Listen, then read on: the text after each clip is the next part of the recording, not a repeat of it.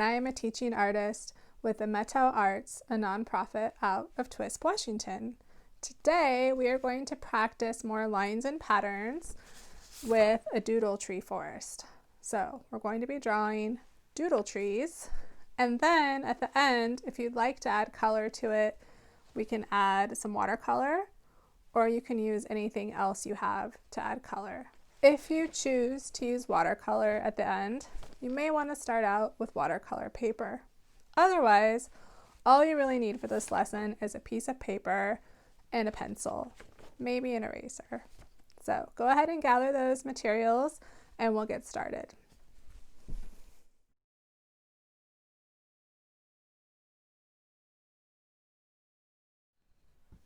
Okay, we are going to work on a project that uses some of our lines and patterns that we did in a previous lesson. But this time we're going to do a little doodle tree forest. What's a doodle tree? So they're trees that are made out of shapes and lines that aren't exactly realistic, but they still look like a tree. So you have your paper and a pencil. We're going to draw a line across our paper horizontally. You can do it in the middle or just down from middle. It doesn't have to be perfectly straight. We just need a place to line up all of our trees. Okay, so got my doodle trees ready here. We're going to start over here. If you're left-handed, it might be easier for you to start on this side of the paper. So do what feels best for you.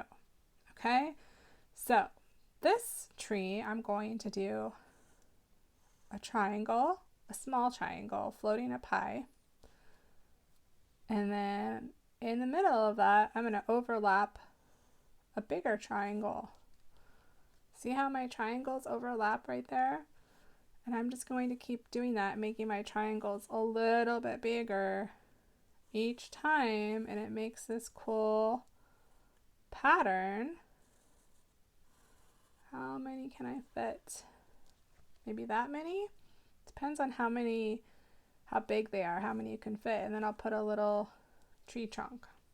All right, so that's my triangle doodle tree. It's a tree made out of triangles. Next to it, I'm going to draw a line a little bit taller than that tree. So I have a straight line taller than my last tree. This time, I'm going to start at the top and do little curvy lines come out from my middle line, and I'm going to curve them like this all the way down. See, they're getting bigger and gentler curves all the way down as far as you want. So I have a one-sided tree. Then I can come on this side, and I'm going to try to draw them about the same length as the other side. So shorter and then longer lines as we go down. This is another kind of a doodle tree, practicing some gentle curve lines. And it's like a mirror image, right? These go this way and this goes that way. And you can even make your tree a little taller and put a little smaller one there if you want. Okay, so I have a triangle tree, a curvy tree. Oh, let's do a loopy tree. I'm going to put another line here. I'm leaving a little space because this is where another tree is going to live. And it's going to be shorter. I'm trying to make them different heights so they're not all the same height. And in this one, I'm going to start at top and I'm going to do a little loop, like the number 6. And then I'm going to keep looping around. Bigger loops. It's like a continuous slinky spiral. Bigger loops, bigger loops. Oh my goodness, until I still want part of my trunk. So that's a loop-de-loop tree. This practices those gentle curves. All right. If at any time I'm getting too fast for you, go ahead and hit pause. Then we'll do another tree here. Again, let's maybe do a little bit shorter one than that one, so they're a little different size. And on this one, I'm going to go little lines that go up on this side and this side, this side and this side. So I have diagonal lines going to the left and diagonal lines going to the right. And these are a little shorter, these are a little longer. And then we're going to practice some little dashes. So at the top of this, I'm going to do a little dash, dash, dash, dash, dash, and I'm going to curve it under my tree and keep dashing, dashing, dashing all the way up. This is my diagonal tree with dashes. So we've practiced shapes, curves, soft spiral, loop-de-loops, dashes and diagonals. What else can we practice? How about let's do another one that's a little taller. And I'm going to try to fit 2 more here. So if your trees are getting too big and you can't fit them all in, that's okay. We can make smaller ones and tuck them in. Or so I have my line in the middle. Let's put a circle on the top. It's just a rounded shape. And then we're going to do a circle, circle, bigger circles, bigger circles. This one might bump into this tree. That's okay. This is a circle tree. I have circles on each side of my trunk line. And to make it more interesting, look, we can put smaller circles in it. It's like a bubble tree. And if your circles are really big, you can put circles floating in the circles. So this practices the circle shape. It's my circle tree. All right, now let's see if we can fit 2 more on here. Let's do one that's a little shorter, and we're going to make curvy shapes. They're kind of like the shape of, I'll draw it on here for you, like an eye. Goes up and down, or you can draw it this way. So they're leaf shapes or eyeball shapes. Let's do a leaf-shaped tree. So I'm going to do different sizes on either side of my line. This practices this shape and sees if you can draw it on one side and the other. Sometimes it's easier to draw one way, and then when you draw the other way, it's harder for your hand. Okay, so now we have a leaf-shaped doodle tree. And let's do one more fun, silly one. Let's do one that has a curvy middle. Can you do a curvy lined trunk? Just a little curvy line. And then let's do some diagonals off of that.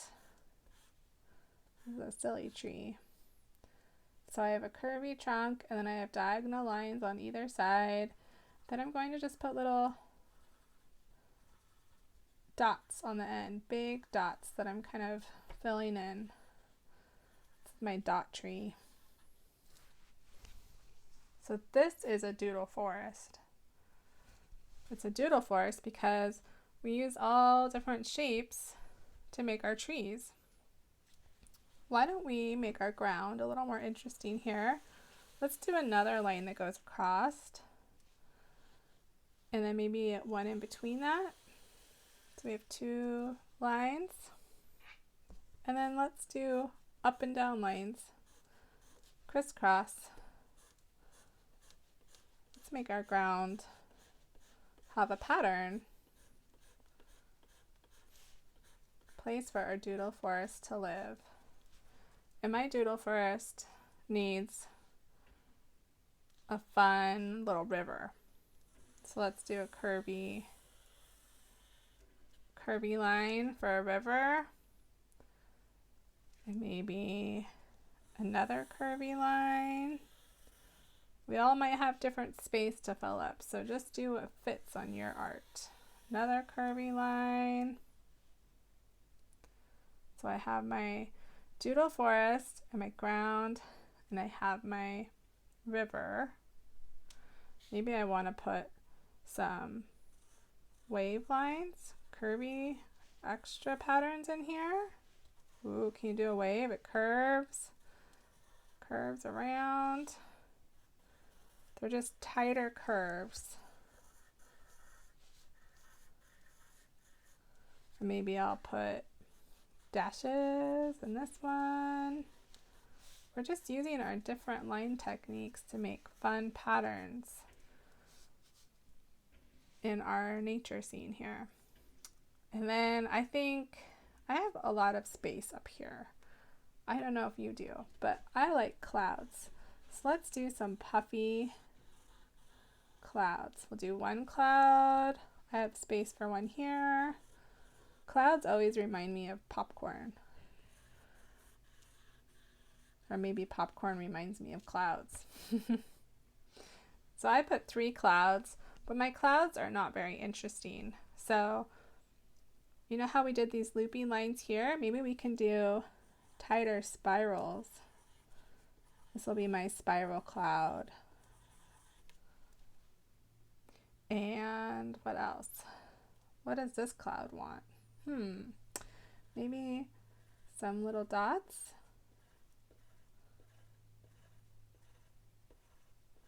A dot cloud. Maybe this cloud I'm just going to put U shapes, like the letter U, little cup shapes. This shape's also a great shape to make feathers on birds. So now you have a doodle forest. You have trees of all different lines and shapes, your ground, a fun river, some clouds. If you have more space, you can add more. If you have places with more opportunity for pattern, you can. But this is a great exercise to do to practice line and shape and draw something fun. It's also great to be able to add color to this.